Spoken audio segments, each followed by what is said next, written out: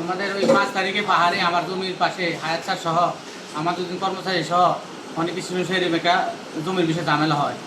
তো ঝামেলা হইতে পারে, বাইরেও আমরা মিট করতে পারতাম। তারপরে আমি ফখর অফিসে, যেহেতু আমি ছোটো মানুষ, আমি ফখর স্যারের সাথে একটু কথা বলতে আসি যে আমার এরকম একটা সমস্যা আছে, এখন আমি কি করতে পারি বা অভিযোগ কি দিতে পারি কিনা। তখন স্যারে বলছে ঠিক আছে, তোমার অভিযোগ লিখিত আকারে দাও সমস্যা। তখন আমি দিছি।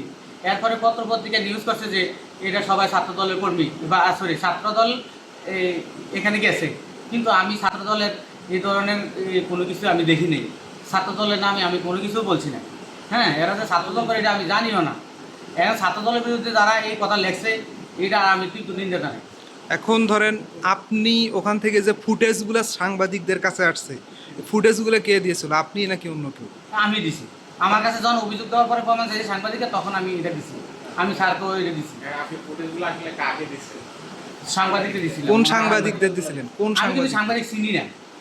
ওরা ওই এখানে আসার পরে বললো, কিন্তু আমি আসলে সাংবাদিককে বা কি পদে আছে, আমি কেউ সাথে চলছি বলে আমি জানি না। ওদেরকে আমি চিনতাম না, আগেও চিনতাম না।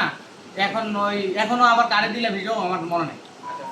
নাম্বার আছে। ফুটেজগুলো নেওয়ার যে প্রক্রিয়াটা, এটা দেখে মনে হচ্ছে যে এটা মানে প্ল্যান করা। তবে যেই ছবিগুলো ছাপাইছে এটি আমি দিছি না। অনেক ছবি যে একসাথে দেখলাম, এইসব ছবিগুলো কোনো মোবাইলের ছবি না, এগুলো কোনো ঘটনাস্থলের ছবি না। এর বাইরেও না, ঘটনাস্থলের ছবি ছিল। এই ঘটনাস্থলের ছবিগুলো কি আপনি দিয়েছিলেন? জি জি। আচ্ছা, এই যে জমি জমার যে হিসাব, এগুলো তো হচ্ছে আইন আদালতের বিষয়। জি। আপনি আসলে আইন আদালতের দ্বারস্থ বিশ্ববিদ্যালয়ে কেন অভিযোগপত্র দিলেন? আমি যেহেতু এই বিষয়টা জানি না, ছোট মানুষ বুঝি না, আমি তো হঠাৎ করে স্যার কি করি তো আদালতে যাইতেও পারতাম না। তখন আমি আমার একজন সহকারী ছিল, সুদুন ভাই, এখন চলে গেছে, উনি সহ আমি স্যারের কাছে আসি, ফখর স্যারের কাছে। আসার পরে আমি বললাম বিস্তারিত যে আমার পাহাড়ের একটা জমিনের ঘটনা, স্যার আছে, এভাবে এভাবে সবাই আছে, তখন আমি কি করতে পারি, আমি কি কোনো অভিযোগ এখানে দিতে পারি কিনা। তখন স্যারে বলছে ঠিক আছে, তোমার অভিযোগ লিখিত আকারে দাও। কোন স্যার বলছে? কোন স্যার বলছে? ফখর স্যার। স্যার তো বললো যে আপনাকে বলে নাই যে অভিযোগপত্র দেওয়ার বিষয়ে, আপনাকে কিছুই বলে নাই, আপনি প্রক্টর স্যারের নাম বলতেছেন। স্যারের কাছে আমি আগে জানতে আইছি আমি এই সমস্যাতে পড়ছি স্যার, আমি অভিযোগ দিতে পারি কিনা। স্যার স্পষ্ট বলছে তোমার অভিযোগ লিখিত আকারে দাও। হ্যাঁ, উনি বলার কারণে তো আমি ওনার কাছে রাখছি। উনি যদি বলতো যে রেজিস্ট্রারের মধ্যে আমি বিষয়টা বাইরে জানি না, তাহলে তো আমি এখানে দিতাম না। আপনি কি স্যারকে ঘটনাটা এক্সপ্লেইন করে ব্যাখ্যা করছিলেন? জি জি, এখানে আরেকজন সাক্ষী করার পরে হচ্ছে তোমার অভিযোগ লিখিত আকারে দাও।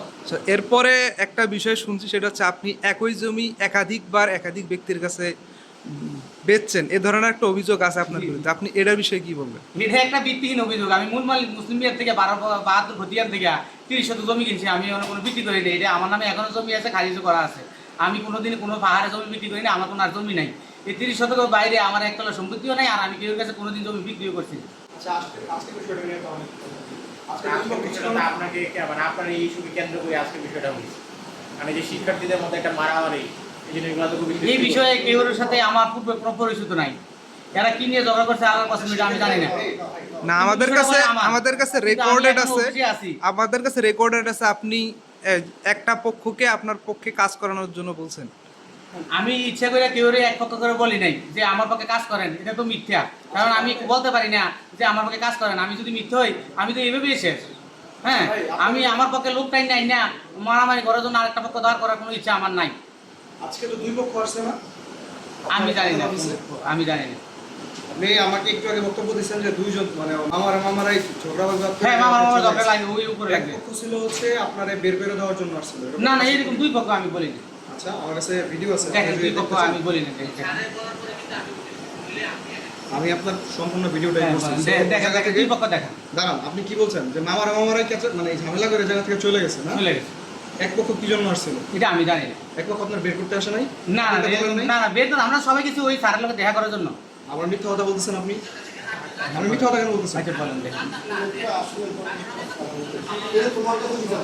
আমার কাছে সম্পূর্ণ ঘটনার আচ্ছা ঠিক আছে, বলেন এই ঘটনাটাই বলেন।